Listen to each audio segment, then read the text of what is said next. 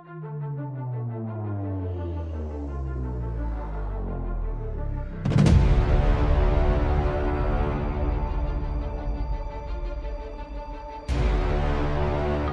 bergenre science fiction ini menceritakan kisah para karakter untuk bertahan hidup, dengan bumbu konflik tentunya, serta latar yang didominasi laut dalam.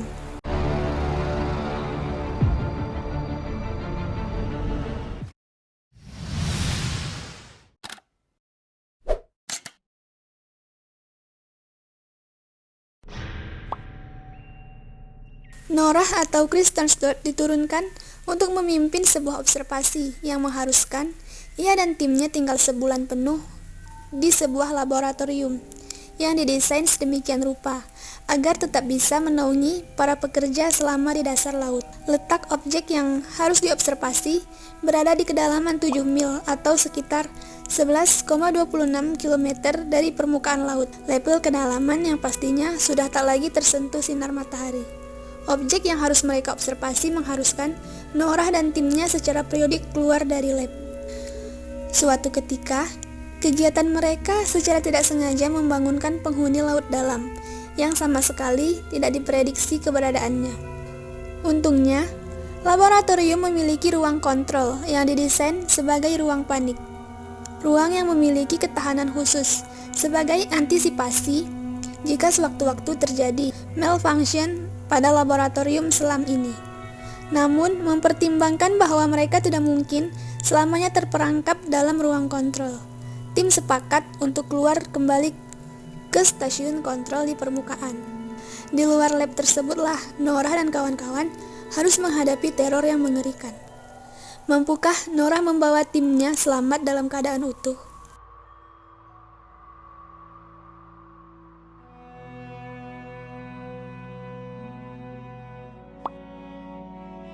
Pendalaman karakter dalam film ini hanya sebatas latar belakang profesi masing-masing anggota tim.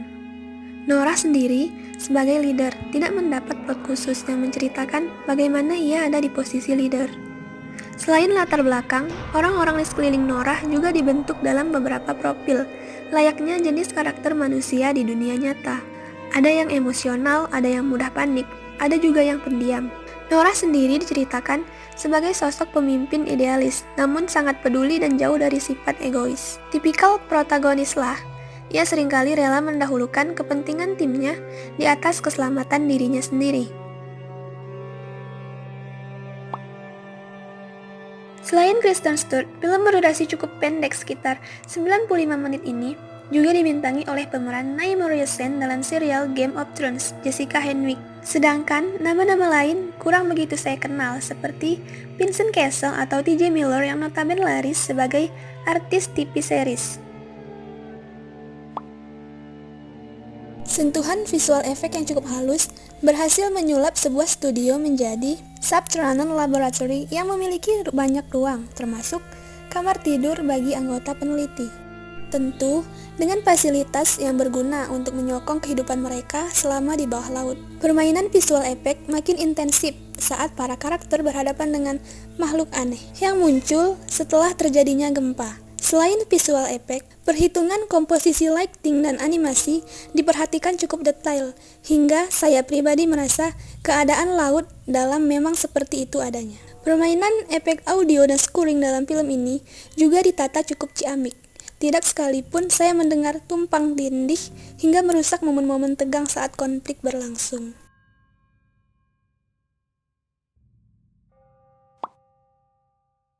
Film dengan ruang lingkup kecil seperti ini umumnya memperkaya detail-detail properti yang bisa membuat adegan terlihat lebih mewah dan dramatis.